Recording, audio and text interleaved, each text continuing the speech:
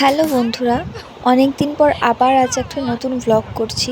এমনি আমি অনেক দিন পর ভিডিও করছি, কারণ আমি অত বড় ব্লগ দেই না, কারণ কেউ অত দেখতে চায় না ধৈর্য ধরে। তো আজকের ব্লগটা বড় হবে না, একটু ছোটই হবে। তো hello friends, welcome back to my channel Riyaz blog. আজ যাচ্ছি আমরা জল্পেশ মন্দিরে। আজ লাস্ট সোমবার, তাই আমরা রবিবার রাতেই বেরিয়ে পড়েছি জল্পেশ যাওয়ার উদ্দেশ্যে।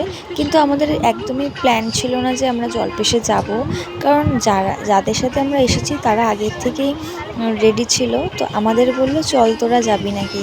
তো আমরা রাত 12টা 12:30টার সময় স্নান টান করে আমরা রেডি হয়েছি, কারণ আমাদের যেহেতু কোনো প্ল্যান ছিল না যাবো, তাই আমাদের নিয়মটাও করা হয়নি ঠিকঠাক। আমরা যাচ্ছি ঠিকই, সবাই বলেছে আমিষ খেয়ে মাছ খেয়ে যাওয়া যায়, কিন্তু আমাদের মনে একটা কোনো জায়গায় খুঁতখুত লাগে। তাই আমরা ভাবি যে ঠিক আছে, শ্যাম্পু ট্যাম্পু করে স্নান করে না হয় যাবো, যদি মনটা সায় না দেয় তাহলে আর জল ঢালবো না, এমনিই না হয় যাবো। তো তার জন্য আমরা যাই। তো তারপর দেখি আমরা জল ঢালতে পারি কি পারি না। দেখতে দেখতেই আমরা জল্পেশে চলে আসি। যেহেতু আমরা টোটো করে এসেছি, বৃষ্টি হয়েছে, একটু ভিজেছি, কিন্তু দেখলাম অনেকে যারা মানসিক করে তারা অনেকে হেঁটে আসছে এই বৃষ্টিতে।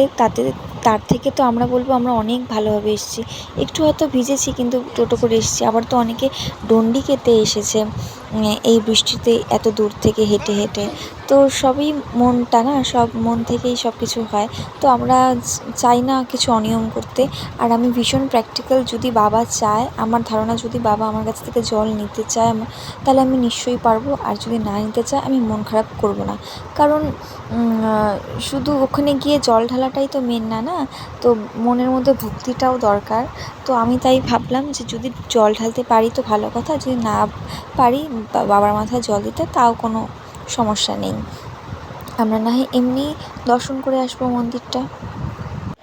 তারপর আমরা টিকিট কাউন্টারে এসে দাঁড়াই, কারণ যারা জল ঢালবে ভেতরে মন্দিরে তাদের টিকিট কেটে যেতে হবে। তো আমরা ওখানে কিছুক্ষণ দাঁড়িয়ে তারপর আমরা মন্দিরের ভেতরে চলে আসি টিকিট নিয়ে। আর সত্যি কথা বলতে এটা আমার ফার্স্ট টাইম আমি রাত্রের বেলা শ্রাবণ মাসে জল্পেশ গেছি। আর জল্পেশ জায়গাটা আমার এতটাই চেনা, কারণ আমি জ্ঞান হওয়ার পর থেকে আমি জল্পেশ যাই। ওই একটা ধাম আমরা যেতাম শিবরাত্রিতে। আমি যখন ছোট ছিলাম, আমার মা দাদা সবাই মিলে সপরিবারে এই জায়গাটায় আমি ছোটোবেলা থেকে আসছি। আমার জ্ঞান হওয়ার পর থেকে, যেহেতু বিয়ে হয়ে গেছে, বিয়ের পরে শিবরাত্রির সময় আমার বাড়িতে পুজো হয়, তোমরা যারা আমার ভিডিও দেখো তারা জানো। তাই আমি শিবরাত্রিতে আসতে পারি না, শ্রাবণ মাসে আমরা দিনের বেলা টোটো করে আসি। তো এটা আমার ফার্স্ট টাইম আমি রাত্রিবেলা এসেছি। মন্দিরে ঢোকার পর সবাই সবার মতো ছাড়া হয়ে গেছে, আমরা কাউকে খুঁজে পাইনি। তারপর অনেকক্ষণ খোঁজার পর গোটা মন্দির রাউন্ড কাটার পরে আমরা এই দোকানে এসেছি চা খেতে, তাও ওদের খুঁজে পাইনি, জানি না ওরা কোথায় গেছে। তো আমরা এখন যেখানে টোটো স্ট্যান্ড ছিল সেখানে চলে এসেছি, কারণ আমরা সবাই আলাদা হয়ে গেছি। কাউকে অনেকক্ষণ ধরে তন্ন করে খুঁজেছি, অ্যানাউন্স করেছি, কিন্তু কেউ না ফোন করেছি, ফোন রিসিভ করে না, কিচ্ছু না। তো আমরা চলে এসেছি এখন, আমরা যেখানে টোটো স্ট্যান্ড ছিল টোটো রেখেছি। আর ওখানে আসার সময় এখানে প্রসাদ দিচ্ছিল তো দেখলাম শেষ হয়ে গেছে, চলে আসছি। তারপরে একটা কাকু বা দাদা ডেকে আমাদেরকে দিল। তো আমরা এখন বসে ওটাই খাবো, কারণ বৃষ্টি পড়ছে বাইরে, কি করবো। তো বন্ধুরা দেখো, একদম চুপচুপা হয়ে গেছি ভিজে, মাথা একদম মানে ভিজে চুপচুপা। এখন মাথা মুছে দিচ্ছে, আমরা প্রসাদ খাবো। এই যে প্রসাদটা দেখো, অনেক ভাগ্য করে মহাদেবের প্রসাদ পেয়েছি আমরা। গরম গরম দেখো, ধোঁয়া উঠছে, দেখো পায়েস তরকারি সব আছে। এই দেখো, এখন এই প্রসাদটা খাবো। আর এখানে মুষলধারে বৃষ্টি হচ্ছে, দেখো তোমরা কি আওয়াজ বৃষ্টির। টোটো স্ট্যান্ডে বসে আমরা প্রসাদ খাচ্ছি, আর এখানে প্রচণ্ড বৃষ্টি হচ্ছে। আমরা কিন্তু এই টোটো স্ট্যান্ডে ওদের জন্য 1 থেকে 1.5 ঘন্টা বসেছিলাম। আর ভিজেই যাচ্ছিলাম, চারিপাশ দিয়ে জল। এই টোটো স্ট্যান্ডেই আমরা বসেছিলাম। তারপর অনেকক্ষণ পর না পেরে আর ঘুমও পাচ্ছিল, সারা রাত জাগা ছিলাম। তো আমরা হেঁটে হেঁটে বৃষ্টির মধ্যে টোটো ধরে আমরা বাস স্ট্যান্ডে আসি, ময়নাগুড়ি বাস স্ট্যান্ডে। ওখান থেকে তারপর আমরা বাস ধরি। আমরা বলে রাখি এই সময় এত ঠান্ডা লাগছিলো, এত হাওয়া লাগছিলো, কারণ আমাদের গোটা গা ভেজে, আমরা সেই রাত থেকে ভিজেই যাচ্ছি, শুকানোর তো কোনো স্কোপই নেই। সত্যি আমরা ভীষণ এই অভিজ্ঞতাটা আমার মনে থাকবে, খুব বাজে এই অভিজ্ঞতাটা। আমি রাত্রিবেলার জীবনেও আমি যাব না এভাবে। তারপর আমরা বাসে উঠে পড়ি বাড়িতে আসার জন্য।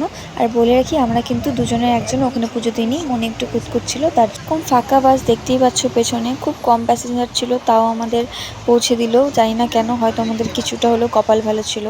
আর মহাদেব ভেবেছে যে এরা তো খালি হাতে চলে এসেছে, আর মহাদেবের কাছ থেকে তো কেউ খালি হাতে যায় না, তার জন্য হয়তো আমাদের ওই প্রসাদটুকু দিয়েছে। আর প্রসাদের কথাটা এই কারণে বলছি, একটা মিরাকেলের মতো ছিল, কারণ শেষ হয়ে গেছিলো, আমরা ওখান থেকে ফিরে আসছি, তো লোকটা আমাদের ডাকছে, আমরা শুনতে পাইনি। তারপরেও আমরা অনেকটা চলে আসার পর হুট করে দেখি লোকটা আমাদের সামনে এসে প্রসাদটা দেওয়ার জন্য ডাকলো। তো এটা আমাদের কাছে একটু অন্যরকম লেগেছে, তাই বারবার প্রসাদের কথা বলছি।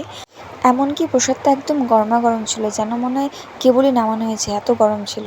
তো যাই হোক, তো জানি না ভালো কি মন্দ, তো ভিডিওটা কেমন লাগলো অবশ্যই জানিও।